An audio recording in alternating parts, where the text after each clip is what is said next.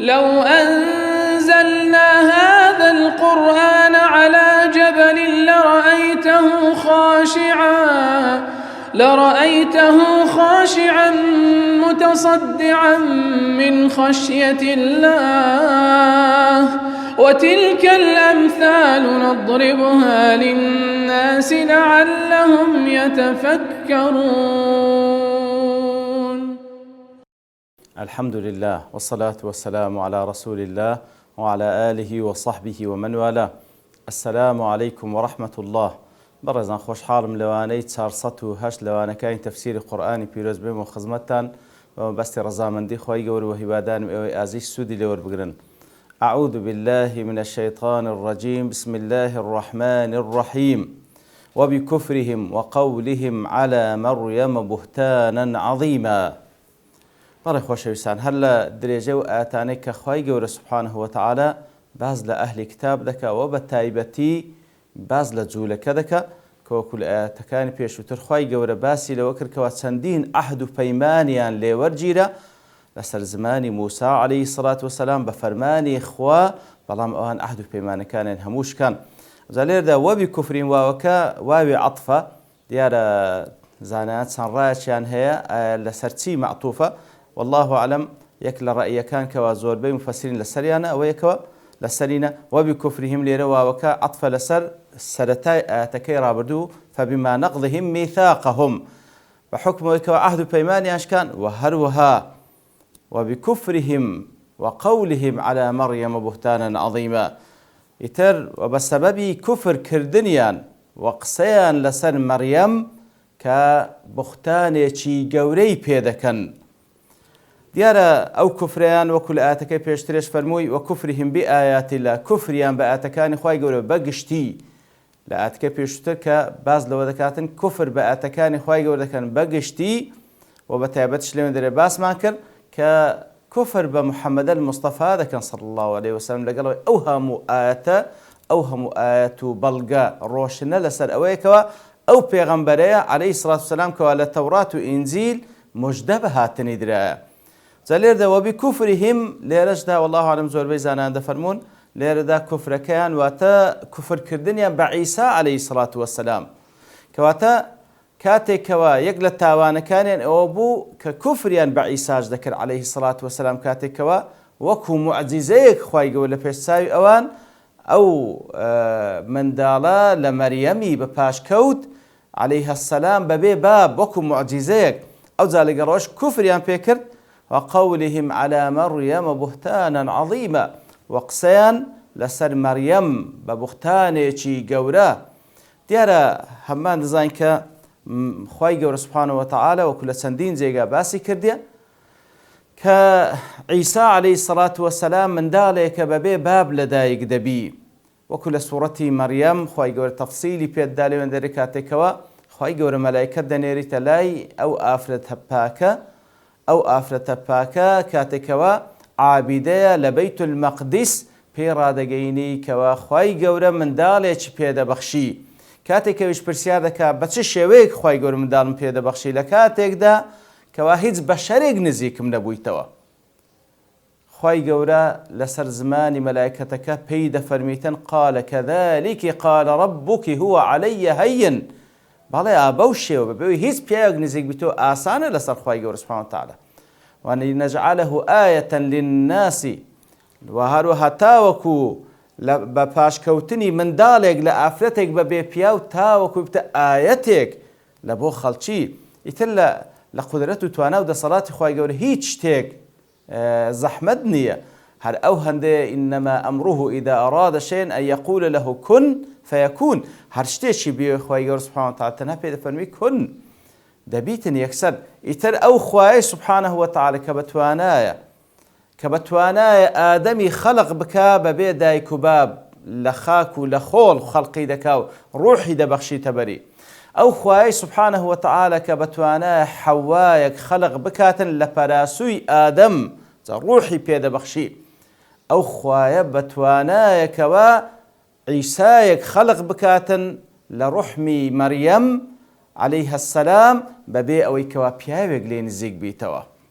بەڵێ بەڵام ئەوان کەسانێکی جوولەکە و یەهود کوفریان بە عیسا دەکرد عەلەیهی سەڵات وسەلام و بوختانیان بە مەریەم دەکرد کەوا وەالعیاذ بالله دەیانگۆ ئەو وەلەد الزینا لێی بووە، وەلەد الزینا وەالعیاذ بالله. ئیتر بەو بوختانەی کە وەکو خوای گەورە دەفەرمێ بوهتانن عەظیما، بوهتان دیارە ئەو درۆ گەورەیەیە کەوا عەقڵ ئینکاری دەکاتن بەڵکو عەقڵ لێی سەرسام دەبیتن لەبەر گەورەیی درۆیەکە کاتێکەوە دەرێتە پاڵ کەسێک. فعلاً بوختانێکی گەورەیان بە مەریەم کرد کاتێکەوە ئیتهامیان کرد بۆی کەوە ئەو منداڵەی لە نەتیجەی زینا بووە وەالعیاذ بالله. وەکو عین لە سوورەتی مەریەم خوای گەورە باز دەکاتن کاتێکە پێی دەڵێن يا أخت هارون ما كان أبوك امرأ سوء وما كانت أمك بغيا. يا أخت هارون أي خشي هارون، كهارون يعني فعلا براي بوا كاتك ونعمل لنا هارون تشبيها بهارون براي موسى عليهم الصلاة والسلام، يعني فعلا لباتشي وكويك خشي هارون موسى بابد ما كان أبوك امرأ سوء، بابت بياوشي خراب نبوة، وما كانت أمك بغية دايجي شد ئافرەتێکی بەدڕەوشت نەبووە کەواتە ئەوە هەمووی بەڵگەیە لەسەرەوەی کە ئەوان پێیان دەگوت مادام ئەتوو ئەو داکوبا برایەتە نەدەبووە زینا بکە وەالعیاذ بالله زینای دەدەنە پاڵ. ئیتر خوای گەورە دەفەرمیتن ئەوە یەکە لە جەرائیم و یەکە لە تاوان هەر گەورەکانیان کوفریان بە عیسا کرد عەلەیهی سەڵات وسەلام و هەروەها بوختانێکی گەورەیان بە مەریەم کرد و هەروەها لە درێژەی تاوانەکانیان وقولهم إنا قتلنا المسيح عيسى ابن مريم رسول الله. وهروها يقل تاوانا قورا كان أو بكوا ديانقود بفخر شانازي وإنا بالتأكيد إيما بوين قتلنا المسيح عيسى ابن مريم رسول الله بفخر شانازي وديانقود إيما بوين بالتأكيد عيسى كري مريم من كشت. أو زالير دا كوي وصف ذكا المسيح كواتا أوا لقبيتي كوا مسيحة ناوي عيسى كري مريم، ناوي عيسى ابن مريم أو كنيتي كواتا بلقب بناو بكنية وصفي دكن كواتا دلين إيما بوين بالتأكيد أو كسمان كشت كوا لقبكي مسيحة ناوكي عيسى كنيكي ابن مريم وهروها رسول الله سبحان الله بفخر شانازي ودرن ديارة مسيح عيسى عليه الصلاة والسلام كبي قلت له مسيح لبرتسن اعتبارك وكزانان باسي إذا كان يقلب اعتبارنا أو لقب تشريف وتكريم لعيسى لقبك لبو رزلنان لعيسى قيل لقب بذلك قلت له لبر أو لقب لأنه ممسوح من كل خلق ذميم لبر مسح كراي واتا شوراي توال لهمو خوروشتشي خراب. وقيل لأنه مسح بالبركة وقلت له لونا يولين مسيح لبروي مسح بالبركة واتا ببركة دا بوشرايا وكد فرمي وجعلني مباركا أينما كنت واتا خواي قولا سبحانه وتعالى كاتك وبقصي ديني لو كاتيك واهشتا من دالو تازال دايق بوا كبي كاتب بلغل سر براءتي دايشي تفرمي وجعلني مباركا أينما كنت كواتا أمني كتكسيشي بركة دار لهرچين دريبم وكزانان دفرمون بركتكي لويبو لهرچين دريبا دعوو بانقوازي دكرلو لا إخوة سبحانه وتعالى. وقيل لأن الله مسح عنه الذنوب ولو هندش دارن لو بيقول المسيح لبرو خواي قولا لقناه شورديتيوا كسيشي طبعا معصوم وكو باقي پیغمبران عليه الصلاة والسلام هندش دارن لو بيقول مسيح لبر أوي فعلا يسيح في الأرض دقري لسروي زبي بالفعل وكباسي شدكري بالفعل قرا لسروي زبي لترسي أوي طبعا لدوايبون كواجولك كان بيكوجن لهيد زقاق استقراري نذكر سبحان الله. لمقابل ده طبعا مسيحي دجاليش بهماشي بيقول مسيح بلام أو مسيح كوا عيسى عليه الصلاة والسلام مسح كرا لهم خروج تشخراب بلام مسيحي دجال مسح كرا لهم خروج تشباش أويش يعني يصيح في الأرض أويش يعني يصيح في الأرض هردوش يعني صاروا يزويد سورينوا يتر خواي يقول سبحانه وتعالى بوشي وصفي دكاتن كوا مسيحة وكل قبك عيسى ناويتي ابن مريم وكوتمان كنيتي رسول الله پێغەمبەری خوایە. جا لێرەدا کاتێکەوە ئەوان وا دەڵێن کە بە فەخر و شانازیەوە دەڵێن ئینا قەتەلنا المەسیح عیسی ابن مەریەم ڕەسوول الله، یعنی بەخۆیان وە دەڵێن بەڵێ هەندێک لە زان دەفەرمی بەخۆیان بە فەخر و شانازیەوە دەیانگۆ ئێمە مەسیحی عیسای کوڕی مەریەممان کوشتێک کە ڕەسوول اللهە.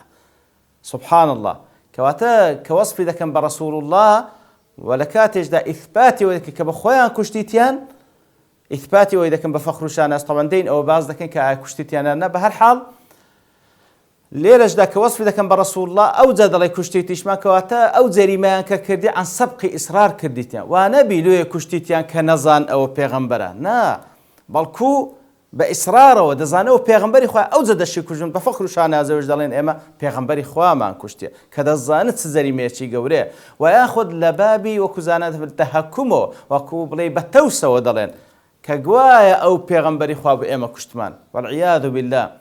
هەروەکو بە پێغەمبەری ئێمەشیان دەگو صلی الله عليه وسلم وقالوا يا أيها الذي نزل عليه الذكر إنك لمجنون. سبحان الله. کەسانێکی بێباوەڕ وەکو لە سوڕەتی الحجر خوای گەورەمان دەجێڕتەوە بە پێغەمبەریان دەگوت صلی الله عليه وسلم ئەی ئەو کەسەی کەوا زیکرت لۆ دابەزێ کە قورئان پیرۆزە ئەتووشێتی. سبحان الله، سبحان الله. ئیتر کەسانێکی بێباوەڕ دائیمەن بێئەدەبیشن، سنوور دەبەزێن، کەواتە لێرەدا لە بابی تەهەکومە، واتە بە تەوسەوە وا دەڵێن. و یاخود هەندێک لە زانان دەڵێن ئەوان طبعا ئەوها وەسفی عیسا ناکەن، بەڵکو ئەوان دەڵێن ئێمە کوشتمان، بەڵام خوای گەورە دەفەرمی ئەو عیسایان کە بە مەستی خۆیان ئەو عیسایان کوشتێکەوە ڕەسوول اللهە. کەواتە کاتێکەوان ئەوگەر بە وەسفێکی خراپیش وەسفی بکەن، بەڵام الله سبحانه وتعالى بە چاکترین وەسفی دەکات کەوا ڕەسوول اللهە کاتێکەوە ئەوان کوشتیتیان. ئیتر طبعا لە دوایەوە خوای گەورە دەفەرمیتن کاتێکەوە یەک لە جەریمەکانیانە کەوا دەڵێن ئێمە عیسامان کوشت عەلەیهی سەڵات وەسەلام، بەڵام وەما قەتەلوه وەما صەلەبوه، نەکوشتیان نەسەڵبیشیان کرد. سەلب بە معنای لە خاچ درا، کەواتە نەکوشتیان و نە لە خاچیشیاندا، وەلاکین شوبیه لەهم، بەڵام شوبهەیەکیان لۆ دروست بوو. جا لێرەدا خوای گەورە دەفەرمێ یەک لە جەریمەکانیان کەوا دەڵێن ئێمە عیسامان کوشت عەلەیهی سەڵات وسەلام، بەڵام خوای گەورە دەفەرمێ نەیان کوشت. بەڵام کە ئایا نەیان کوشت واتە تاوانەکان لەسەر لاکەوتێن؟ نەخێر، بەڵکو ئەوە بەڵگەیە لەسەرەوەی ئەگەر نەشیان کوشتیە بەڵام تاوانی کوشتنەکان هەڵگرتیە، لەبەر بە هەموو شێوازێک هەوڵیاندا بیکوژن، بە هەموو شێوازێک هەوڵیاندا بیکوژن، بەڵام خوای گەورە نەزاتدا وەکو باسی دەکاتن کە خوای گەورە بەرزی کردەوە. کەواتە ئەوان هەوڵیاندا هەموو ئەسباب و هۆکارشیان گرتە لە بۆ کوشتنی، لێ بە فەخر و شانازی دەڵێن ئێمە کوشتمان، وفعلا لەسەریشان نووسرا کە ئەوان قاتلی پێغەمبەرن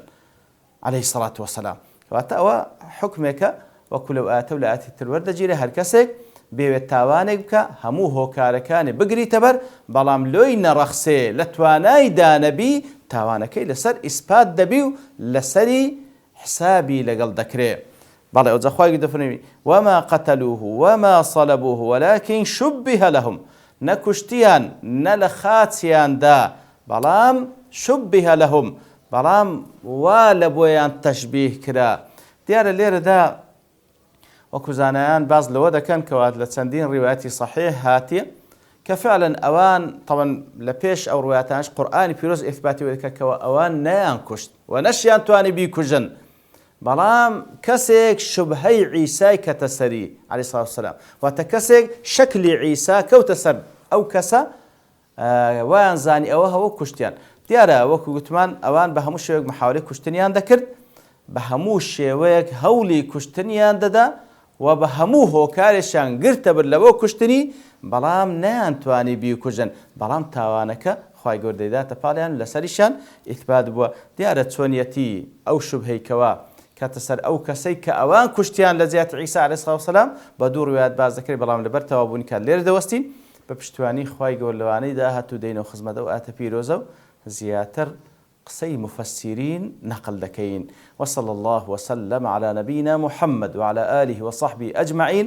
وآخر دعوانا أن الحمد لله رب العالمين. لو أنزلنا هذا القرآن على جبل لرأيته خاشعا لرأيته خاشعا متصدعا من خشية الله. وتلك الأمثال نضربها للناس لعلهم يتفكرون.